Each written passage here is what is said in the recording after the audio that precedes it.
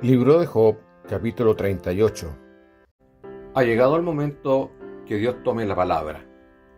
Ya ha dejado que los hombres expongan sus razones. Ahora nos podemos preparar para escuchar la proclamación de la verdad. En los capítulos 1 y 2, el escritor presenta a Dios como Jehová, el nombre del pacto de Dios, y desde los capítulos 3 al 37 lo presenta como el Shaddai, el Dios omnipotente. Ahora, nuevamente hay un cambio. Es una manera de mostrar que Dios, sin estar ajeno a la situación, se ha mantenido deliberadamente distante. Pero seremos testigos de cómo la relación es restaurada al revelarse Dios a sí mismo a Job. Desde un torbellino usando su nombre del pacto, Job había expresado repetidas veces su deseo de ser enjuiciado por Dios para que fuera verificada su inocencia. Finalmente, Dios acude a interrogar a Job acerca de algunos de los comentarios que había hecho a sus propios acusadores. Dios estaba dispuesto a restaurar a Job, pero primero era necesario llevar a Job a un entendimiento justo de él mismo. Algunos motivos de reflexión que podemos considerar en este capítulo.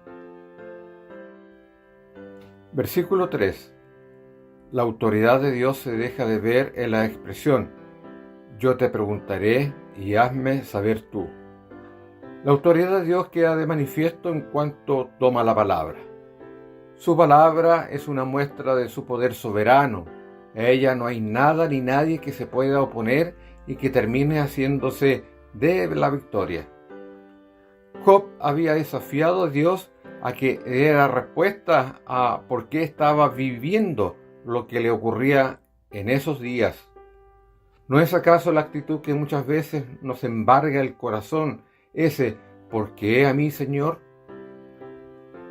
¿Qué es una primera reacción ante la adversidad? Si hemos tenido esa reacción, prestemos atención a las palabras de Dios con las que el Creador pone en su lugar a la criatura. Versículos 4 al 11. La obra de creación, una expresión de la grandeza de Dios. En la primera parte del interrogatorio al que Dios somete a Job, el tema es la creación y su origen divino. Lo podríamos resumir como: ¿estuviste presente en la creación como yo? La respuesta podía darse sin hablar. Era una respuesta con un evidente y aplastante no, que muestra la grandeza y la gloria del Creador y la insignificancia de la criatura. Observemos con qué sencillez Jehová plantea las preguntas. Son las mismas que tal vez hoy plantearía a los científicos que intentan sacarlo de su obra de creación, y que ante la autoridad de su palabra, sin lugar a duda, los dejarían en silencio. Con un sentimiento de profunda humildad, reconozcamos que el Dios que interroga a Job es el mismo que a nosotros se nos revela como nuestro Padre Celestial. Versículos 12 al 24. La obra de creación, una expresión de la grandeza de Dios. El alcance de esta segunda parte del interrogatorio es más amplio en cuanto a los temas que Dios toca, y por lo mismo resulta interesante ver la apreciación que tenía Dios de lo creado. Primero, versículos de 12 al 15. ¿Cuántas veces has hecho el amanecer? Ninguna. Es obra del poder de Dios. Él puso las leyes de la naturaleza y dichas leyes se cumplen invariablemente. Están bajo el atento escrutinio de Dios divino. Así también nosotros estamos permanentemente bajo la observación de nuestro Dios. Segundo, versículo 16.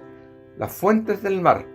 ¿Cómo no recordar el glorioso día en que el pueblo atravesó hacia la libertad de la esclavitud a través de 2 muros de aguas en el Mar Rojo? Éxodo capítulo 14, 21 al 31. sin el poder de Dios en acción, era la aniquilación del pueblo de Israel. Lo mismo ocurre con nosotros. Dios nos cuida y muchas veces nos libra de peligros que hemos tenido que enfrentar sin que tengamos conciencia de ellos. Tercero, el versículo 17. Las puertas de la muerte. Puertas infranqueables para el ser humano mientras Dios no las abra. Nuestra vida no depende de nosotros. Solo Dios es el Señor de la vida y Él la concede por el tiempo que ha determinado darla a cada criatura según su voluntad. Cuarto, versículo 18. La medida de la Tierra. Hoy esto parece extraño que alguien pregunte por las medidas del planeta. No olvidemos que la primera audiencia y contexto histórico es Job y su tiempo. Entonces, esto era un imposible para la criatura. Pero Dios la conocía perfectamente. El diseño del planeta es perfecto.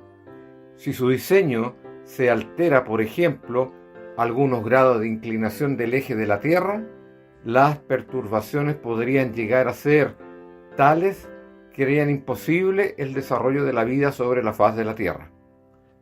La composición de la atmósfera es la precisa para permitir la existencia de vida sobre el planeta, solo por mencionar dos ejemplos.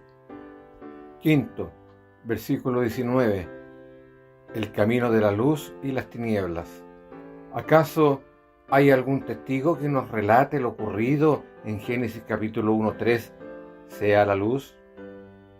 Sexto, versículos 22 al 23. Tan misteriosos resultan los cambios atmosféricos que hacen caer una granizada que en minutos lo cubre todo. El ser humano no tiene nada que hacer contra esas expresiones de la grandeza de Dios. Este extenso párrafo nos lleva a concluir que es una necedad de la criatura pretender contender con su Creador.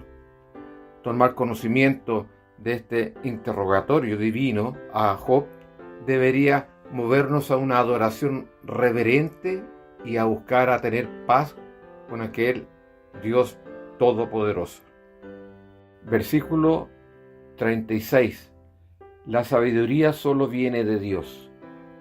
Dios es la sabiduría y la reparte a sus hijos conforme su voluntad lo estime. Pero hay una condición para que el ser creado pueda acceder a ella. El principio de la sabiduría es el temor de Jehová. Los insensatos desprecian la sabiduría y la enseñanza. Proverbios capítulo 1:7. Actuemos movidos por la palabra de Dios. Si alguno de vosotros tiene falta de sabiduría, demándela a Dios, el cual da a todos abundantemente, y nos adhiere, y le será dada. Santiago capítulo 1:5.